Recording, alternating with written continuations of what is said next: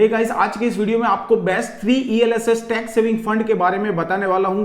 बहुत डिटेल में technical analysis के साथ में ये तीनों फंड हम सिलेक्ट करने वाले हैं। अगर आप म्यूचुअल फंड इन्वेस्टर हैं और एक टैक्स सेविंग फंड ढूंढ रहे हैं तो ये वीडियो आपको मिस नहीं करना चाहिए। नमस्कार दोस्तों, मेरा नाम है गिरिधर। चलिए वीडियो शुरू करते हैं। दोस्तों, आज के दिन में ELSS टैक्स सेविंग फंड में टोटल 57 फंड्स है। उसमें से हमको पिक करने 1 से 2 या 3 मैक्सिमम फंड जिसने अच्छा कंसिस्टेंट रिटर्न दिया और रिस्क एडजस्टेड रिटर्न दिया है। तो यहां पे मैंने सारे वो डेटा जो है वो कलेक्ट कर लिए हैं, पिछले साल का रिटर्न भी कलेक्ट कर लिया है, वैसे स्पेसिफिक म्यूचुअल फंड का, और इसके साथ में एक्सपेंस रेशियो और यहां पे आप रिटर्न, कैटेगरी रिटर्न, सारी चीज यहां पे कलेक्ट कर ली है। जो येलो कलर में आपको कॉलम दिख रहे हैं ये कैटेगरी एवरेज के रिटर्न है, और ये जो है ये फंड ने जो एक्चुअल रिटर्न दिए है वो यहां पे दर्शाते हैं। इसके साथ में अब चलिए फर्स्ट जो फिल्टर हम लोग लगाएंगे, इसमें से हम लोग ऐसे म्यूचुअल फंड निकाल देंगे जो पिछले 4 साल के अंदर स्पेसिफिक चालू हुए हैं। तो ऐसे नए म्यूचुअल फंड हमको हमारी कैटेगरी के लिए नहीं चाहिए। 2019 तक के सारे म्यूचुअल फंड हम लोग यहां पे निकाल देंगे। इसके साथ जो दूसरा फिल्टर लगेगा वो लगेगा एसेट का।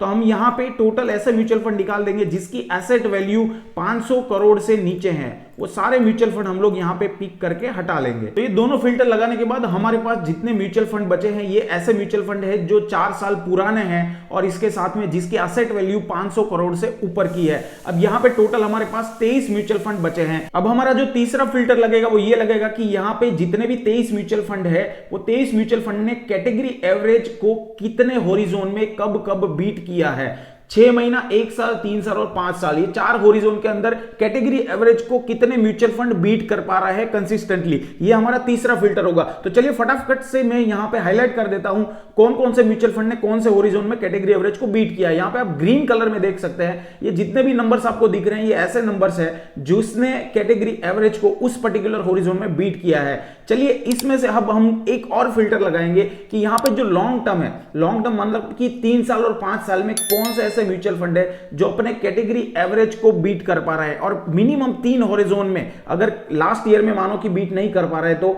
मिनिमम 3 हॉरिजॉन में वो बीट करते हुए होने चाहिए। तो चलिए यहां पे देखते हैं कौन से ऐसे म्यूचुअल फंड है। तो यहां पे आप देख सकते हैं जो हाईलाइट हुए हैं ये सारे ऐसे म्यूचुअल फंड है जिसने आइदर लॉन्ग टर्म में कैटेगरी एवरेज को बीट किया है, अगर लॉन्ग टर्म में वो स्पेसिफिक केस में नहीं कर पाया है, जैसे कि यहां पे आप देख सकते हैं कि 3 ईयर में नहीं कर पाया है तो लास्ट 5 साल में किया है, और इसने यहां पे 6 महीना और 1 साल में किया है। तो ऐसे स्पेसिफिक म्यूचुअल फंड को हम लोग पिक कर लेते हैं, बाकी सारे म्यूचुअल फंड को हटा देते हैं। तो यहां पे हमारे पास 11 ऐसे म्यूचुअल फंड बच गए जिसने लॉन्ग टर्म में कैटेगरी एवरेज को कंसिस्टेंटली बीट करके एक अच्छा खासा रिटर्न जनरेट करके दिया है। अब हमारा नेक्स्ट फिल्टर के है, हम लोग यहां पे परसेंटेज को यहां पे ऐड ऑन करेंगे। अगर आप देखेंगे तो यहां पे परसेंटेज का कॉलम हर एक हॉरिजॉन में मैंने ऐड कर लिया है। ये दर्शाता है कि ये पर्टिकुलर हॉरिजॉन के अंदर में 6 मंथ हॉरिजॉन के अंदर में कैटेगरी एवरेज को ये एक्चुअली कितना परसेंट से बीट कर रहा है। तो यहां पे हम लोग मिनिमम 10% को ही यहां पे अलाउ करेंगे। इसका मतलब यह है कि कैटेगरी एवरेज को मिनिमम 10% से अगर पर्टिकुलर हॉरिजॉन में उसने बीट किया है वो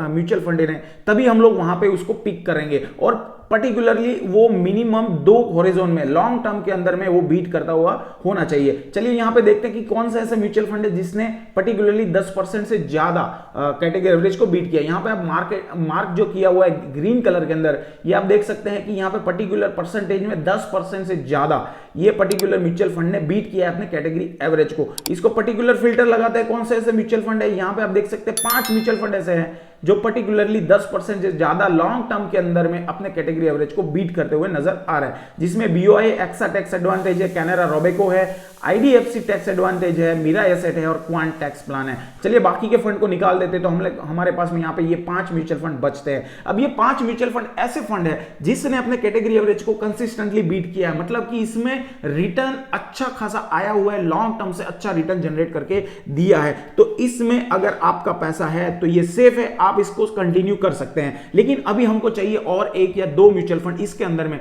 तो ये थोड़ा सा कठिन यानी मुश्किल होने वाला है। तो अब इसको फर्दर फिल्टर करने के लिए हम यहाँ पे जो रिस्क के रेशियोज है उसको इंप्लीमेंट करने वाले हैं। यहाँ पे आप देख सकते हैं 4 रिस्क के रेशियो हमने यहाँ पे लिए हैं, स्टैंडर्ड डेविएशन, शार्प रेशियो, बेटा एंड अल्फा। इसके साथ हमने यहाँ पे net asset value, experience ratio और लॉन्च डेट भी दिखा दी है। अब यहाँ पे हमको कैटेगरी एवरेज का भी रेशियो चाहिए होगा, तभी हम लोग यहाँ पे इसको डिफरेंशिएट कर पाएंगे। तो ये है कैटेगरी एवरेज के रेशियो। अब यहाँ पे कौन सी चीज अच्छी है नहीं है, तो उसके लिए यहाँ पे मैं एरो दर्शाया हुआ है कि अगर ये फिगर से आपको यहां पे कम फिगर दिखती है, दैट मींस मतलब जितना कम है उतना अच्छा है, ये फिगर से जितना ज्यादा है उतना अच्छा है। सिमिलरली यहां पे ये फिगर से जितना कम, यहां पे जितना ज्यादा अच्छा माना जाएगा। यहां पे देखते हैं कौन से म्यूचुअल फंड में ये फिगर को बीट किया हुआ है। तो यहां पे देखेंगे ये जो ग्रीन कलर में है ये सबसे अच्छे म्यूचुअल फंड है जिसने अपने कैटेगरी एवरेज को बीट किया हुआ है। तो अब यहां पे आप देखेंगे स्टैंडर्ड डेविएशन में कोई भी बीट करता हुआ नजर नहीं आ रहा है। इसका मतलब ये होता है कि यहां पे वॉलेटिलिटी ज्यादा है। स्टैंडर्ड डेविएशन का मतलब होता है वॉलेटिलिटी। तो वॉलेटिलिटी ऑब्वियसली आपको ईएलएसएस में ज्यादा देखने को मिलेगी क्योंकि ये इक्विटी फंड है। इसके साथ अगर आप बेटा देखेंगे, बेटा में भी सेम चीज दिखती हुई नजर आ रही है। जब ऐसा कंडीशन आ जाता है तब हमको यहां पे अल्फा को देखना चाहिए, क्योंकि अल्फा जो है वो ये दर्शाता है कि पर्टिकुलर एक यूनिट का अगर आप रिस्क लेते हैं तो उसमें कितना परसेंट ज्यादा रिटर्न आप जनरेट करके दे पा रहे हैं। तो जितना ज्यादा वैल्यू जो म्यूचुअल फंड का है इसका मतलब वो म्यूचुअल फंड ज्यादा रिटर्न जनरेट करके दे पा रहा है। फॉर एग्जांपल यहां पे क्वांट टैक्स प्लान का आप यहां पे अल्फा अगर देखेंगे 14.8 है। तो अगर यहां पे हम लोग रिटर्न देखते हैं, चलिए सबसे ज्यादा यहां पे 14.8 अल्फा का क्वांट टैक्स का है। अगर रिटर्न में हम लोग देखेंगे तो यहां पे देखिए आप परसेंटेज 59% सबसे ज्यादा कैटेगरी एवरेज को बीट करता हुआ नजर आ रहा है। इसके साथ सबसे ज्यादा लॉन्ग टर्म में इसका ही रिटर्न है।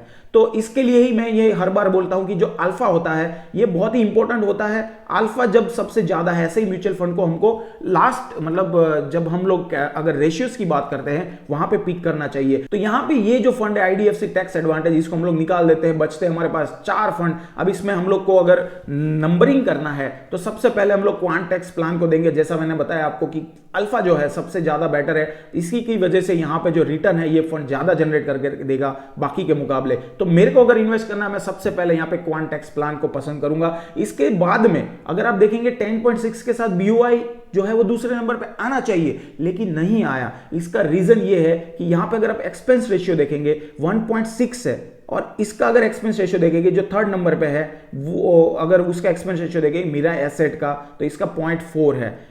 तो इसकी वजह से मैंने यहां पे अगर आप देखेंगे 1.2% ज्यादा इंटरेस्ट क्यों देना, 1.2% में ज्यादा क्यों दूं, इसके लिए यहां पे 2 नंबर मैंने मीरा एसेट को दिया है और 3 नंबर मैंने दिया है बीओआई एक्सा एडवांटेज को और 4 नंबर पे है कैनरा रोबेको। तो यहां पे ये 4 फंड जो है कैटेगरी एवरेज को कंटिन्यूस बीट कर पा रहे हैं, अच्छा रिटर्न जनरेट कर पा रहे हैं। अगर आप टैक्स सेविंग फंड ढूंढ रहे हैं अच्छा, तो यहां पे 4 नंबर में ये चारों फंड को आप पिक कर सकते हैं। अगर चारों में पैसा आपका लगा हुआ है स्विच करने का कोई जरूरत नहीं। लेकिन अगर आप नया इन्वेस्टमेंट चालू करना चाहते हैं टैक्स फंड के अंदर में तो आप यहां पे इस हिसाब से अपने म्यूचुअल फंड को पिक कर सकते हैं। अगर आपको म्यूचुअल फंड के टैक्सेशन के ऊपर में कोई भी डिटेल चाहिए, मैंने 2 वीडियो स्पेसिफिक बनाए हैं जिसमें कैलकुलेट करके बताया कि म्यूचुअल फंड में कैसे टैक्स कैलकुलेशन होता है, आपको कितना टैक्स लगेगा लॉन्ग टर्म और शॉर्ट टर्म के लिए। वो वीडियो आप जरूर देख लेना, डिस्क्रिप्शन में आपको लिंक दे दूंगा। ये वीडियो में बस इतना ही। अगर वीडियो पसंद आया होगा तो लाइक जरूर कर दीजिएगा। साथ में मैंने ऐसे ही लार्ज कैप, मिड कैप और स्मॉल कैप के ऊपर अलग से वीडियो बना चुका हूं। जैसे इस वीडियो में आपको बताया, उस वीडियो में भी मैंने डिटेल में आपको अच्छे टॉप म्यूचुअल फंड आपको बताए हैं, वो वीडियो भी आप जरूर देख सकते हैं। लिंक आपको डिस्क्रिप्शन में मिल जाएगी। ये वीडियो में बस इतना ही। मिलता हूं आपको अगले वीडियो में कुछ नए नए कंटेंट के साथ। तब तक bye bye, stay healthy, stay invested. जय हिंद।